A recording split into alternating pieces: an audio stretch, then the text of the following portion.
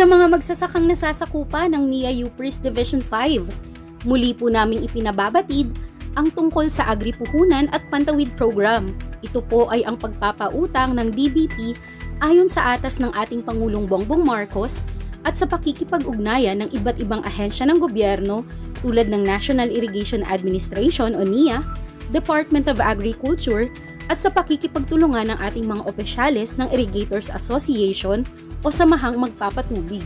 Upang mas marami pa ang makalahok sa programang ito at upang makamit po natin ang 5,000 hektarya na target hanggang September 6, 2024, ang mga magsasaka na may luwang na sinasakang 0.8 hanggang 5 hektaryang bukid ay maaari nang makahiram ng 60,000 pesos kada hektarya.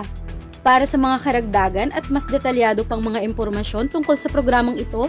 makipag-ugnayan lamang po kayo sa Irrigators Association o IA na inyong kinabibilangan o dili kaya ay magpunta sa tanggapan ng NIA UPRIS Division 5 na matatagpuan sa Barangay Maturanok, Guimba, Nueva Ecija mula alas 8 ng umaga hanggang alas 5 ng hapon, Lunes hanggang Biyernes na magtatapos sa September 6, 2024. Sa mga interesado at nais lumahok sa programang ito, magdala lamang ng mga sumusunod: